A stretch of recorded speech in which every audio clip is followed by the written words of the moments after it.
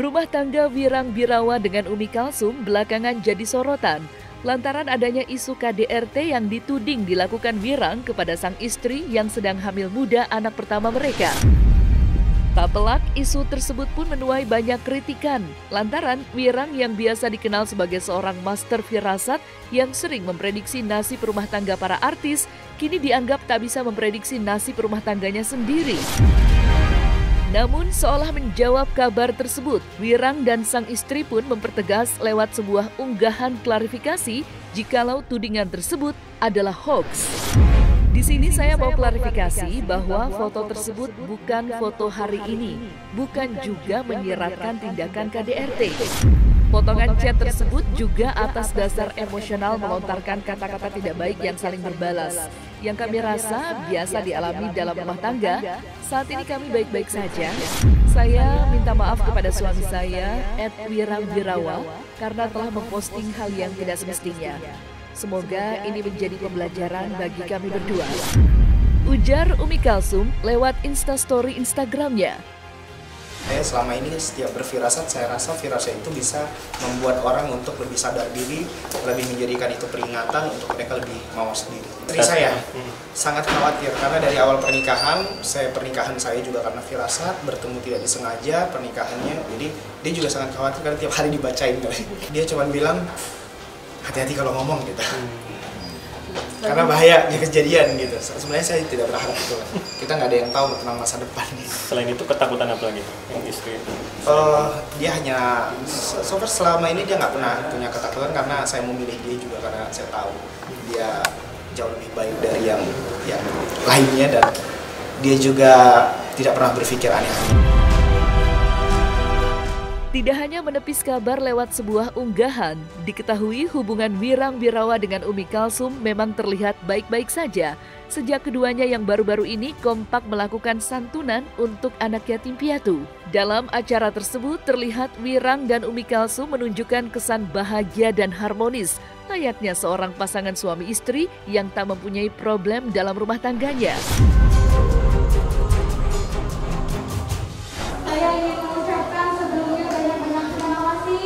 Kepada Kak Wira, kepada Kak Umi dan seluruh tim yang hari ini bisa berkenan hadir, dan alhamdulillahnya kedatangan beliau disambut baik oleh Allah SWT dengan kedatangan turun hujan pada sore hari ini. Mudah-mudahan turun hujannya sore hari ini menjadi keberkahan untuk kita semuanya. Amin, amin. Kita kepada Allah SWT, hari ini kita bisa berkumpul di sini dan akhirnya saya bisa berkunjung semoga dalam setiap waktu kita bisa sering bertemu. Karena sudah ingin berpartisipasi kepada yayasan.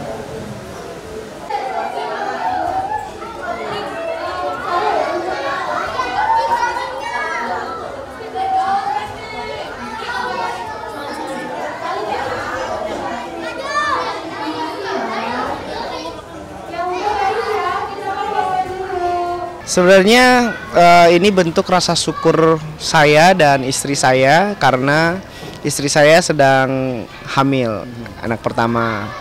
Sebelum ini juga kemarin saya berangkat umroh juga, itu juga bentuk rasa syukur saya kepada Allah bahwa apa yang telah kami dapatkan ini rezeki yang luar biasa. Jadi saya rasa ya memang sepatutnya dengan cara ini saya dengan istri berbagi dan untuk memanjatkan syukur saya, itu aja sih. Ya sebenarnya ada beberapa kegiatan juga kita lakukan tapi memang kita kan nggak pernah share ya.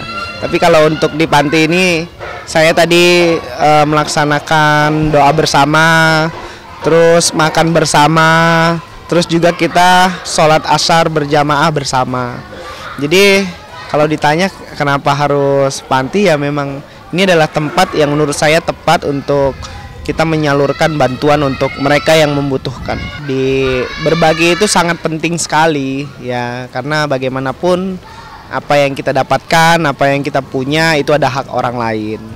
Jadi menurut saya ya berbagi ini bagi saya adalah suatu kewajiban. Kalau saya masih diberikan umur panjang, saya akan menuliskan buku-buku yang lainnya untuk menumbuhkan buah kesadaran bahwa ada banyak motivasi dan solusi di dalam buku tersebut. Maka itu saya buat buku kedua ini, judulnya Terjawab, karena memang menjawab semua pertanyaan dalam hidup. Jadi di tengah masalah yang ada di kehidupan yang nyata ini, problematika yang begitu pelik, saya menghadirkan sebuah pemikiran baru untuk demi membangun kesadaran baru bahwa tidak semuanya permasalahan itu tidak bisa terselesaikan.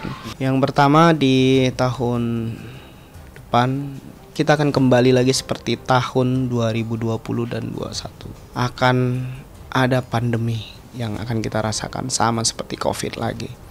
Dan nanti akan muncul masalah aturan-aturan dan himbauan yang dimana memang merepresentasikan kejadian dan peristiwa seperti tahun 2020 dan 2021. Dan mulai semakin kesini kita bisa melihat hal itu semakin jelas dan mulai terasa. Saya harap sih di tahun 2024 hal ini tidak terjadi. Meskipun itu firasat saya sangat kuat sekali, akan ada pandemi lagi yang jauh lebih parah dan mengejutkan kita semua di tahun 2024. Dan ini dapat mengganggu pertumbuhan ekonomi kita, terutama Indonesia ya. Tapi ini tidak hanya tanah di negeri ini yang merasakan, tapi juga beberapa negara di dunia semua merasakan hal ini.